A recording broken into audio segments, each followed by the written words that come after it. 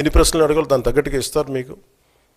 ఇవన్నీ దాటి మన స్పీకర్ గారు కూడా చాలా గౌరవంగా 11 సీట్లు వచ్చినప్పటికీ కూడా చాలా గౌరవంతో ఇంతకాలం వాళ్ళకి ఇస్తూ వచ్చారు.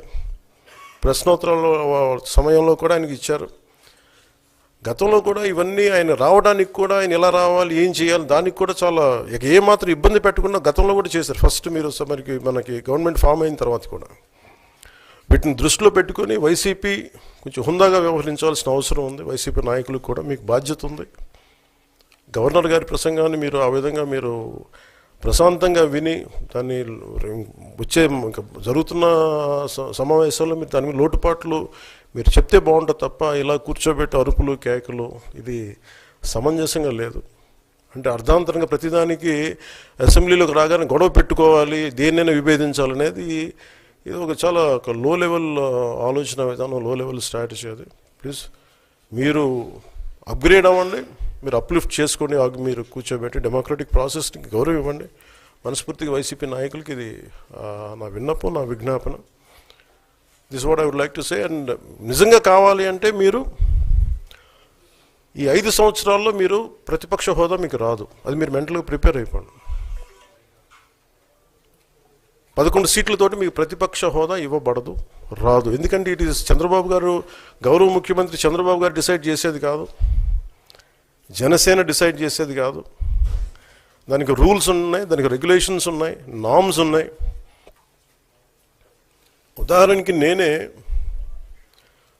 ప్రభుత్వం, మన కేంద్ర ప్రభుత్వం ఫార్మేషన్కి మేము వెళ్ళినప్పుడు పార్లమెంటరీ లీడర్ని ఎన్నుకోవాలి మనం కూర్చున్నప్పుడు, ఎన్డీఏ పక్ష నాయకుడు ఎన్నుకోవాలనుకున్నప్పుడు నేను నాయకుల స్థాయిలో నేను కూర్చున్నాను. అదే నేను ఇక్కడ మంత్రిగా ప్రమాణ స్వీకారం చేసేటప్పటికి నన్ను ప్రధానమంత్రి గారి పక్కన నన్ను కూర్చోబెట్టలా. నేను డిప్యూటీ సీఎం అయినప్పటికీ కూడా అది మంత్రి హోదానే కాబట్టి తిరిగి నన్ను మంత్రులందరూ పక్కనే కూర్చోబెట్టారు తప్ప ప్రత్యేకంగా నన్ను అక్కడ కూర్చోబెట్టలేదు. అంటే very specific rules and regulations నడుస్తాయి. ఉదాహరణకి పొద్దున కూడా స్పీకర్ గారు ఎదురొస్తే నేను అసెంబ్లీలోకి అడుగు పెడతా ఉంటే స్పీకర్ గారు ఎదురొచ్చారు. మనకి వచ్చి ఆయన కూడా ఆయనతో పాటు రండి అని వెళ్తుంటే ముందుకు తీసుకెళ్తుంటే నాకు అనిపించింది, సార్ ఇది డిప్యూటీ సీఎంకి ప్రోటోకాల్ ఉండదు, ఓన్లీ ముఖ్యమంత్రి గారు, స్పీకర్, మనకు కౌన్సిల్లో ఉండే చైర్మన్ ఆయనే మీరు చేయాల్సింది తప్ప ఇది మేము ఉండేది కాదని చెప్పి నేనే వెళ్ళిపోయాను. ఎందుకంటే మేమే ప్రోటోకాల్స్ బ్రేక్ ఎందుకు చేయమంటే మాకు లేని ప్రోటోకాల్ మేము అడగం. అలాగే వైసీపీ నాయకత్వం కూడా గుర్తించాల్సింది, ఇది మీకు హోదా ఇవ్వబడదు. ఇది చంద్రబాబు గారు ఆప్ చేస్తేనే కాదు, ఇది ఎవరు ఆప్ చేసింది కాదు, మీకు ప్రజలు మీకు ఇవ్వలేదు. మీకు అది మీరు దృష్టిలో పెట్టుకొని మీరు ప్రవర్తించాల్సింది మనస్ఫూర్తిగా నేను వారిని కోరుకున్న. అంతేగాని వారిని ఎక్కడ అవమానం పరచాలని కానీ వారిని తగ్గించాలని కానీ లేదు. 175 సీట్లు కేవలం 11 సీట్లు ఇచ్చారు వాళ్ళకి.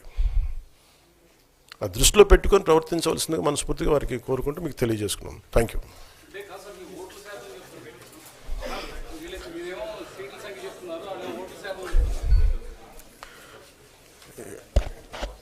ఫస్ట్ అప్పుడు ఏం చేయాలంటే సార్,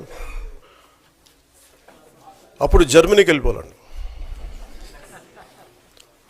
ఇప్పుడు జర్మనీలో ఏంటంటేనండి, నేను జర్మనీ రిజల్ట్స్ కూడా ఏదో వచ్చినాయి చూస్తా ఉన్నాను. ఎలక్షన్స్లో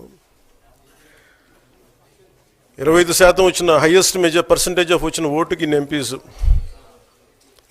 ఇంత అసెంబ్లీ స్థానాలు ఉంటాయి వాళ్ళకి. 5% మించి తక్కువ వస్తే 5% ఓట్లు మిగతా వాళ్ళు పంచుకుంటారు. మనకు అలాంటి బెనిఫిట్ మనకు లేదు కాబట్టి మన రాజ్యాంగంలో లేదు. వాళ్ళు మంకు పట్టు పడితే they are free to go to Germany. Thank you.